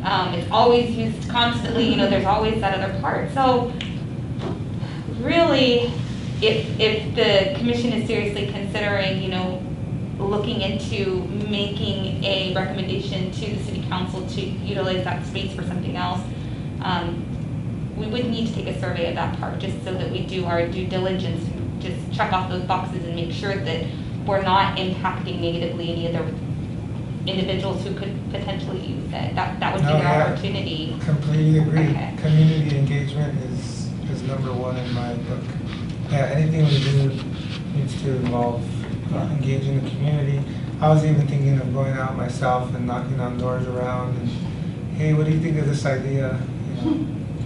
So, I would say the only concern that I have, being on the outside and obviously dealing with the parks here in West Covina, if you make it a dog park, people will come there. Where are they going to park? And parking, like Palmy Park, one of our biggest complaints is parking. Del Norte, it's calmed down. When I first started working here, Del Norte, people were, there was a substantial amount of people that were like, why did you put all this stuff here? Now people are in my front yard all the time. So Yeah. it is a hard thing to balance, make sure we do the right thing, do the best we can to impact the most people that we can. All things that have to be considered. yeah. It's all good food for thought and points for discussion. These are, Yeah, I agree, parking, yeah, that's always, I think on any development, any project, parking is always brought up. Just because, it's always an issue, so. Good discussion. All right, so let's move on. No further questions, comments? Okay, great. Thank you. We'll move on to ad hoc committee reports. So, do you want to give an update on, or Callie, do you want to speak on what we kind of progressed with our CDBG ad hoc committee? The CDBG ad hoc committee met on, is it May 12th? I think for presentations from a number of public service applicants. We earmark 15% of our grant and program income to fund some nonprofits that doing service providing in the city. So they submit applications. We put out a money availability notice in February. The ad hoc committee took a look at the applications and heard presentations, asked questions, and developed a funding recommendation to take to the city council. It was incorporated into the city's annual action plan, which was presented on July 5th, and the recommendations were approved. Perfect. Thank you. Thank you for saving us the time to update. Going through that. I did see that, yeah, the city council did approve. Yeah, we did have the one group that was not recommended. There were no questions about that. The representatives didn't show up. I had shot an email letting know, we appreciate the application and so forth. It takes effort to put those things together, but Sounds good. yeah, thank you. Thank you. All right, next we'll move on to commissioners' reports. Does anyone have anything to report on any activities, anything in the community? Sure. Sure, went to a couple of functions, as did a number of us. The groundbreaking for the new homes was wonderful. I think 3 of us were there. And look forward to seeing how that progresses over on Roland and Norm's is doing a happy dance right there, I'll tell you. But I also signed up for, on July 3rd, to donate blood because there was a thing going on up at Ashley Furniture. It got canceled, and I think it was through lack of interest, which is really too bad, but they canceled me. Also, I noticed that you've got the Summerfest on here. It's going to be at the Hearst Ranch on August 13th. Highly recommend it. That should be a wonderful function. And I was invited to sing the national anthem. So It's a really, really great function. it is. Yeah. It's terrific. It's I worthwhile. go every year. Hope you guys. Sponsoring, What? who's sponsoring The Historical Society of West Covina Beautiful. Historical Society in West Covina Beautiful. Then the 4th of July was great. I was there and it was fantastic. I didn't last, it was hot.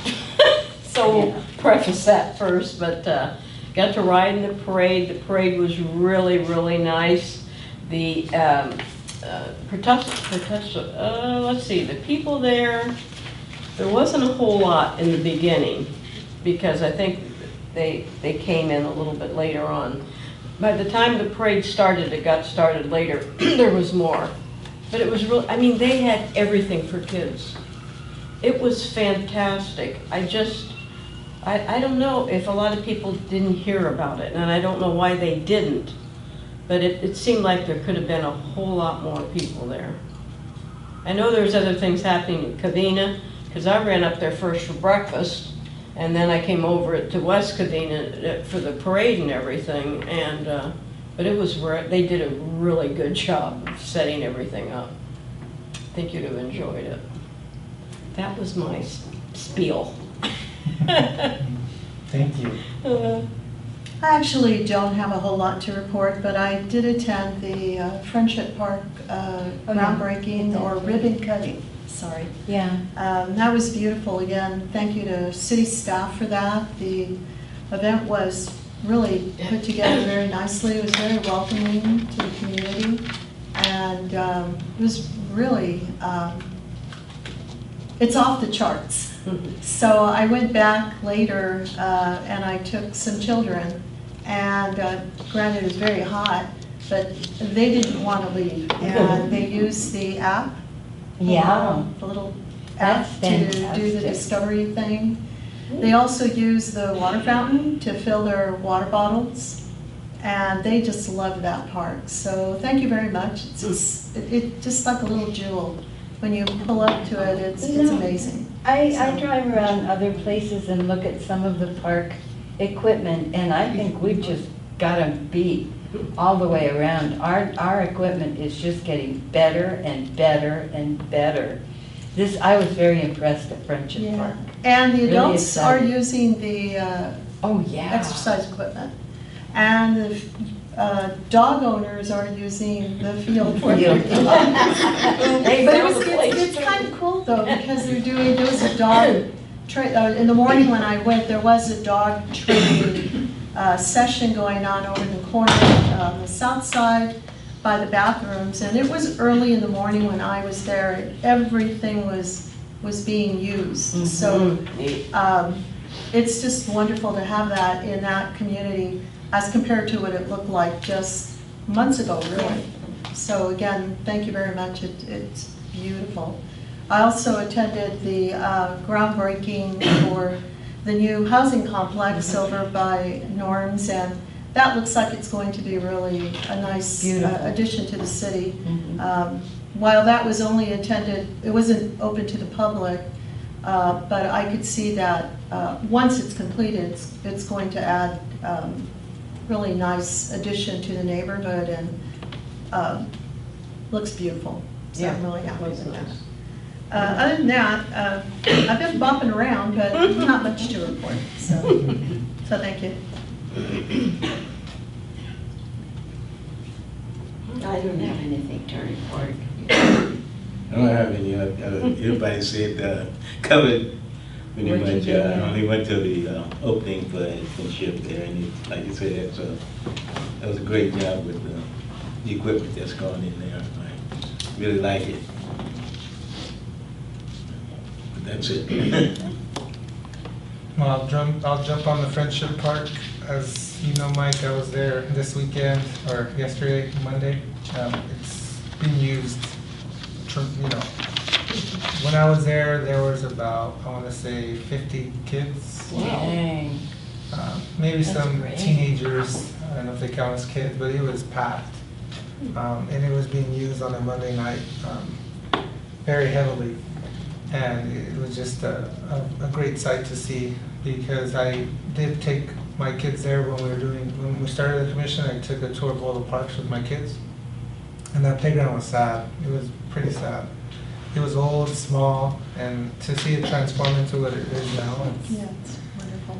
And my wife posted some photos of the playground on her Facebook page, and people were asking, where is this park? Like, just because of the photos of the structure, and they were just amazed at how nice it looked. So everybody was wondering where it was and wanting to take their kids there. So amazing.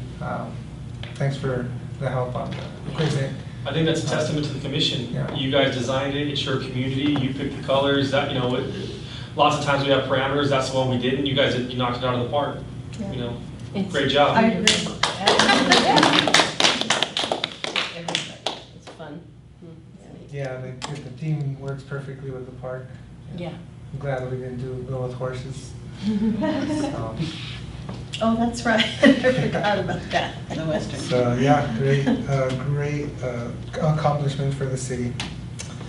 All right, with that, we'll move on to items to be agendized. Does anyone have anything to be agendized at future meetings? I know we've talked about a few things that we'll bring back, but any new items, anything on your mind? Okay. I just have one item, well, two items. One, I'll toss it out your way if it's appropriate. So, under the California Public Utilities Commission, there's digital equity grant opportunities. I'm not sure if the city is already kind of moving along on that. Several communities have already formed their sort of their coalition and are going after the grants. It's kind of in the millions of dollars. There is a funding opportunity right now for the technical assistance grant aspect of the whole digital equity movement. So I was just kind of curious, and maybe we can agendize this item, is what the city's overall broadband strengths are, or where our community weaknesses are, and that would include maybe at our senior center, our parks, libraries, and any other public spaces. But I don't know if maybe city administration's already working on that. But so that's one comment. My second comment, and definitely I know it's part of what we're here for, just to provide a status on Cortez Park and how that might be coming along. For our next meeting, from our last meeting, I was a little bit concerned about Maverick Field, and I was curious as to whether or not that area is patrolled on a regular basis, because it looks like it's a really nice encampment for the unhoused. So I've driven in there a few times, and I know kind of the spots where individuals are hanging out. And hats off to, though, our Hope Team and Lakata, because they have responded. And so I've called, I see somebody respond, and then I'll go back, and a couple of days later, there's no activity. But then, you know, of course, it's a cycle, so they'll come back. So perhaps maybe for our next meeting, we could maybe discuss the type of activity at our parks with regards to the unhoused, and or what impacts that's having on the parks. Can I update on Cortez? Sorry. That's okay. Couple things. To Cortez update, so I'm not sure if everybody here is familiar, but we had some issues with Cortez. There were some design issues and a couple other things. And at first it was a little disappointing, but in the long run I think it's going to come out to be a positive. So at Cortez, because of the design issues, the equipment that we ordered did not fit.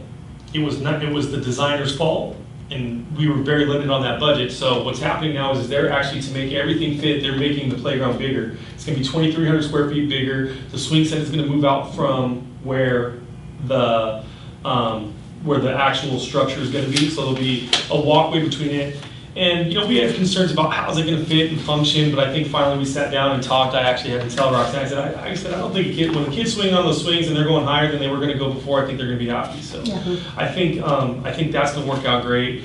Not sure if you'd all heard, but there was also some vandalism. So the container there where all the equipment was being stored was burnt down, was caught on fire and burnt down. So those two issues caused a lot of delay in the project. So we switched contractors, and we are been waiting for the equipment. Construction started again this week. I was out yesterday. I wasn't able to get there today, but my understanding is construction started this week. I'll be out there tomorrow to know, but hopefully, I hope by the time we have our next meeting, I'm hoping the playground's done. I'm hoping our groundbreaking is sometime at the end of August. That's something that I'm very hopeful for. I can't say that officially yet, but that's the goal. So update on that. As far as just items to be agendized, as we've discussed, the next meeting we want to do the parks needs assessment. So with that meeting, that is community involved, council can be there, and that's kind of a one topic meeting, because there will be, we'll be doing exercises with the public. I haven't checked with Measure A to see if they've changed anything, but we invite everybody in. We get in groups, we talk about it, we get together, we compile our list, and like I said, hopefully we're doing 2 more playgrounds, or whatever project is decided. Hopefully we get through September, we get approval from the county, and hopefully our CIP committee is getting together working on the next projects.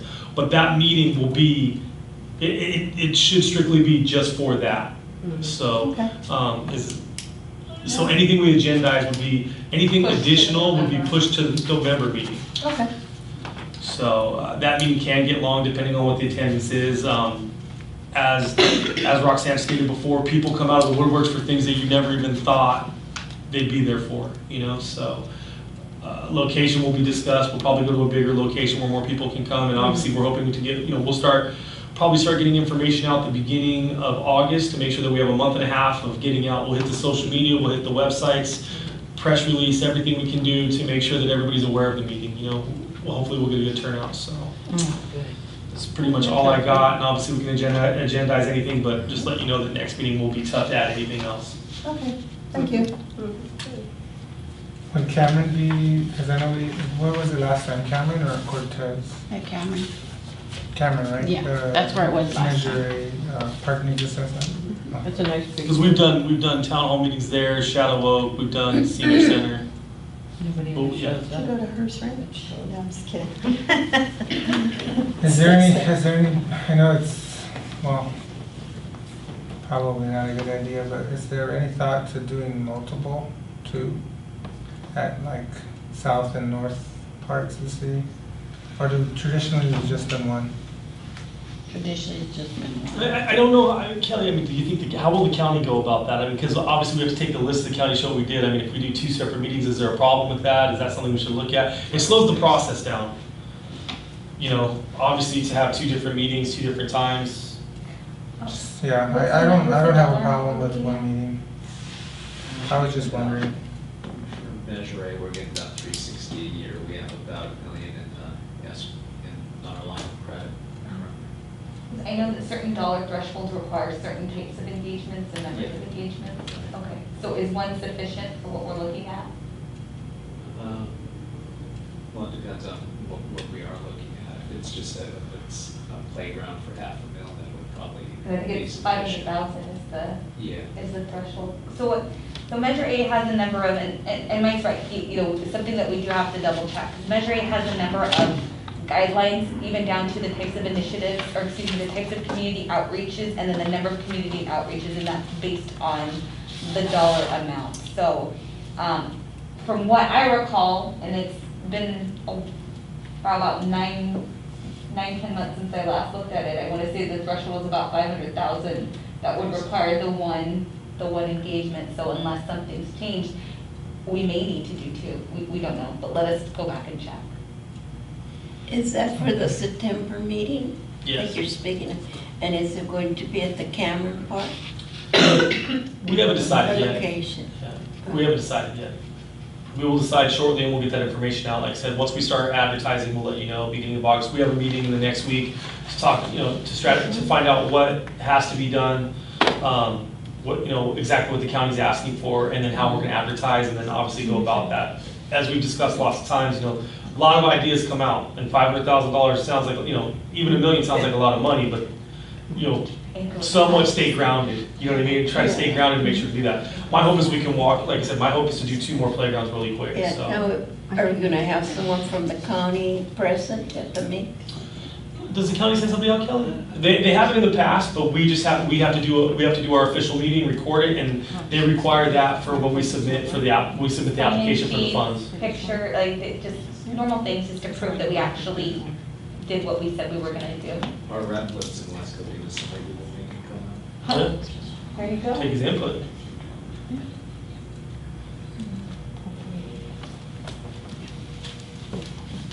I just have one comment with regards to Robert's suggestion about having more than one meeting throughout the city. Given the pandemic issues and all that, maybe we should consider doing a digital survey to coincide with the actual physical meeting, and then send that out throughout the city and do it at the senior center, and do that kind of very specific outreach with uniform questions, and then maybe those answers could be then part of the discussion at a physical meeting. Yeah, that's That's a good idea, yeah. Yeah. As opposed to going out, because it is some, I mean, you're wearing a mask, you know, And That's it. we never know what might happen by September, September. So, by the end of the month. we might be right, close. we might be back to So, where. yeah, so in place, instead of 2 meetings, it would be one meeting with like a survey. Yeah. We'll look into that as well, because obviously we were having questions like, okay, we're getting close to finishing our projects, well, how are we gonna get to the next projects? Because we didn't know if we were gonna be open or not, so we'll ask the county as well, maybe look into the county and see what they're doing as well, because they might have stuff in place for that too that'll work as well, so. I don't know if they do or don't, but it's a possibility. Great.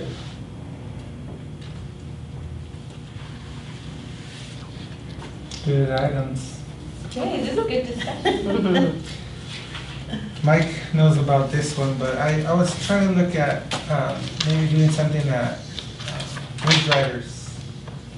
So one of the items I wanted to agendize is, I don't know if I want to nail it down to a certain activity, but something that we could do at Ridge Riders, because it is a beautiful space that is not utilized as much as it should be.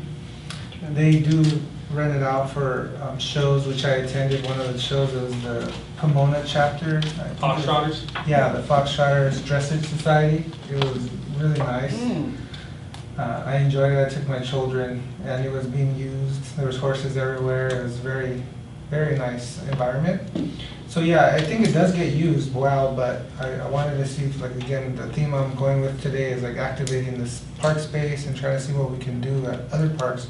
We have stuff at Cameron, obviously, with the community center. We have things going on at Del Norte, all the water play days where we're kind of touching on each part. So yeah, that part to me seems like it's, you know, being underutilized. So something I brought up to Mike, which I asked a question because when we had the Del Norte, what was it, the Easter egg hunt, we had pony rides. And I don't know, were you at the Easter egg hunt? No. No, you were at the Little League grand opening. Yes, But it was. Oh, that's right. they had pony rides from one of our contractors or vendors, and the line was just down the street, and eventually they had to cut the line off, and some children couldn't ride the pony. But it's just an incredible popular activity, so that's one of the ideas I had was maybe we could offer free pony rides, like have a day, maybe even once a year if it's too expensive, maybe twice a year, where we could say free pony rides for all the children in West Covina. If other children want to come, maybe there's like a small charge, like $1 or $2, I don't know. But activate that equestrian center and have the vendor actually there with ponies, and then children and families could show up for that day and get free pony rides, similar to the Griffith Park pony rides. That could be an option for families here that don't want to have to take the commute all the way out there. And it's very cheap. For something like that, would we have to go through the city manager because of the insurance? We would have to acquire insurance for the rides and all that? When we use vendors, whatever that be for, 4th of July, anything we do, we make them provide us insurance, and they are additionally insured. So for something like that, we'd have to find the vendor that has the pony or the horses and get them to get the insurance required for us to have the event there. And we wouldn't have to go through the city? They provide to us. But I mean, would we have to notify, like, the city manager? Well, yeah, yes, we would notify Yeah, the that's city what I'm manager asking. and the city council and Yes. all agreements, any type of vendor agreement that we That's enter what I into. was asking, She so was the one that before we do that, should we go through them first and ask them? Oh, Yeah. thanks. This would have to be a budget appropriation and be a process. I mean, this is something that is a new event that we're proposing, and to do that, no, we can't just go out and say, hey, we're gonna do that. It is something that has to be approved. Yeah. improved in how so? Approved, just the funding source is approved, Oh, because okay, it's a new proposal. by the city manager. Well, In the council. Department And the head. council. In the council. Was the spring Depending on how- festival approved? Yeah. Mm-hmm. Okay, so it's gonna go the same process as spring festival? so what Mike is suggesting, and he's right, is that we would appropriate funds. So we would look at how much it would cost, and then we would give that proposal to, obviously we would talk to the city manager, If that's within the city manager's signing authority for certain contracts, if we have the money, we would move forward. If it's outside of the scope, then we would go to the city council to do that. But we would put those numbers together first. That's the right way to do it in order to make sure that the funding sources are available. Pony rides, I mean, if you're looking at doing like a full-scale event with, you know, with more than just like the pony sweep that we had, it's a little bit more of a specialty. So it just takes a little bit of time to develop that. It is a specialty. It just takes some time to develop that. And just like what Mike was saying, finding the right vendors that have the appropriate insurance requirements is huge. Right. And then the limit, what would the approval limit be for an event? Or I for mean, we still would cost? need to get quotes. We still would need, the approval limits are very small. It's very small. So anything beyond that for a big event would require some additional authorizations. Doesn't mean it can't happen. If the commission makes a proposal can definitely go forward to the city council. We would just need time to put those numbers together in order to understand like what the council's vision, or excuse me, what the commission's vision is. Okay, so then, as a request to agendize, then what would you recommend the steps be, I guess? What I would recommend to do is, if this is something that the commission wants to do, to hold an event, a special event at Ridge Riders, we just need to know what the vision is. So you could agendize it for one of the commission meetings so we can have those discussions appropriately. Once we capture what that vision is, we can look at putting costs to it. Okay. Since we have two items towards Maverick, can we maybe, for the November meeting, we put them both together, so we talk about what we're using it for, and then what potential uses are? Yeah. And are they two separate facilities now, or? Ridge Riders is at Maverick. Yes. Maverick Field.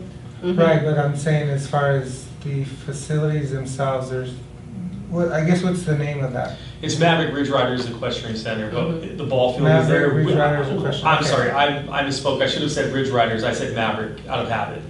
I say Maverick. It's Ridge So it's kind of Riders. like one combined, okay, so Yeah. that makes sense. So it's Really? I love your idea, though. And Yeah. it would be amazing, just a wish list thing. Cortez Park, grand opening, ribbon cutting, free pony rides across the street. Right, and if you're doing something, like I said, like a simple pony sweep, something similar to what we had at Del Norte, that's not to the scale, doesn't Yeah. require a lot. Yeah. That's something small, that doesn't require a lot. Yeah, Robert, Commissioner Torres, I apologize, through the chair. Trying to learn those Terms. rules still. You can call it Robert. I feel like Secretary. I feel like you're asking for. We're talking pony rides, and as Roxanne, for us to do pony rides, that's something that's attainable. But we're talking about doing. I'm not saying something Spring Fest, but we're saying, hey, we want to bring people to this park. We want to give them a couple hours of enjoyment, whatever that is. Where I think it would be. I'm assuming you're saying a little bit more than just a pony ride. Maybe a little bit, but Yeah. what I don't want is it to get caught up in red tape, to lack of a better term, but pony rides at the minimum. Not to dress it up too much where it gets complicated and there's all these issues and how we're gonna do this, how we're gonna have vendors there, how we're gonna, I don't wanna turn it into this. If you were to take what we did at the Easter egg hunt, if you were to take that and we were just moving just that piece over to Ridge Riders, that's not a huge inconvenience, Right. That's not, there is a cost associated with it, but it's not a huge cost. That's not something that would require an amendment. That's nothing like that. Perfect, yeah. If you're looking at something a little grander or different, that's why I said in order for us to understand what that vision is, we would need to have that discussion so we can put cost to it. But if we're just taking what we did for the Easter egg hunt and moving it over here, that's just the horse ride, the pony ride component, that's different. That's a little more Right. attainable. Yeah, that's exactly what That's it. I was envisioning, something very simple and with the emphasis on the ponies, obviously, because it's a equestrian center. And then anything that we could feasibly fit in to kind of complement it. Well, maybe some information about Hearst Ranch, or they could bring Hearst some of their Ranch. things over there and have it with the ponies. Well, when we originally That was talked, a good idea. I'm sorry. That'd be very- When we originally talked, like, as I told you, we used to have horse riding lessons there. We used to have summer camps there. We see, you'd come and you'd sign up and you'd spend all week long boarding horses and doing those things. The thing is, we don't have stables there, so it's people bringing in the horses. The group got older, people left and things left, but I'm not thinking big scale event either, but I do think it'd be cool to go that route and try to do it all at once, get ponies, horse rides, and draw interest into people doing those things, and maybe try to get the businesses there at the same time to make more of an interactive thing. Obviously, we're just spitballing and throwing these out, but I didn't take it as you're saying, hey, we want a spring fest. I was just thinking that it is something more than just, hey, we bought ponies over here. Right. I think it's a little bit more than that. Oh, yeah. I think Yeah, so, and if too. you could make that happen, that would be Yeah. awesome. If it could be something more than that. I just didn't want it to get to the point where it would prevent it from happening. Bring food trucks in. If we could get food Couple of trucks. food trucks. But just the draw of the pony rides themselves, I think Oh, would be yeah. good enough. A lot of, I would take my kids and, You I know gotta that- reach the people though. Yeah. yeah, reach out. That's Same the thing we thing. do, social media, advertise, let flyers, let people know that we're gonna have this event. It could be along with the grand opening of the playground. Yeah. If not, it doesn't have to be tied to that if it doesn't work out, but obviously that would be nice. Yeah, no, I meant that it would be nice. That would be nice. It'd be awesome if we could get the people there. That's the thing. The turnout for Friendship was nice, but not enough to do that. I think Gotta- having that extra element, is helpful. I think something that we've learned through the water days that we've been doing at the various parks, is the parents love it. Like, that just took off. The parents and the kids love it. Yeah. And it's just, something free, something simple, that parents can bring their kids to.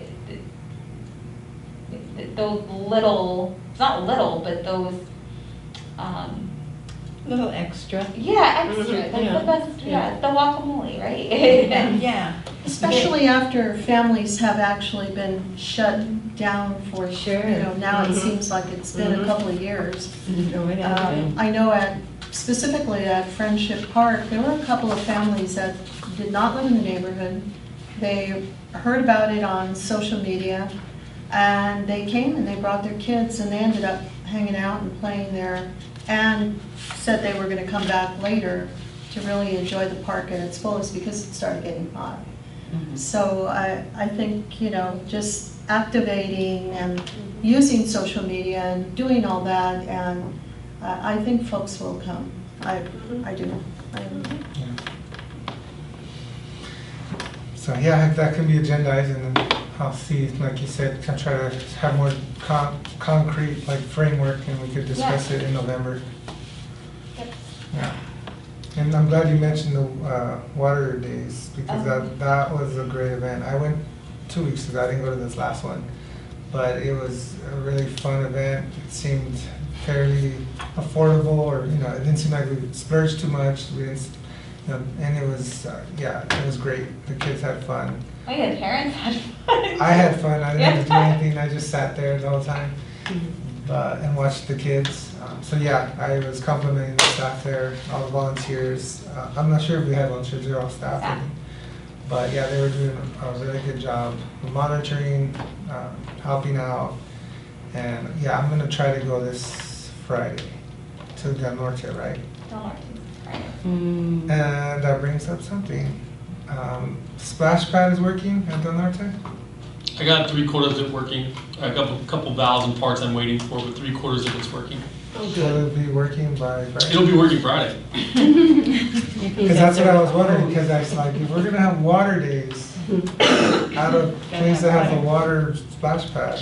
I have a problem with the piece there that's really concerning me, that it comes from Canada, and I've replaced it one time already. And That's the so- problem, yeah. So I'm doing everything I can to limp it along. Obviously, we're working on getting a new one, and we're gonna try to deal with it in the summer, but we're trying to get through now. A couple valves were broken, some other things, so. The splash pads are great, but they're actually more work than pools. Yes. Yeah. They are a lot more work than pools, so. You use pressure, right, so. There's just there's a lot more moving parts, and then the other issue is chemicals change so fast. It's only 4,000 gallons of water. 100 people and 4,000 gallons of water is not, you know, it just changes, it goes up and down so fast, where a pool, it takes a while for a pool to change.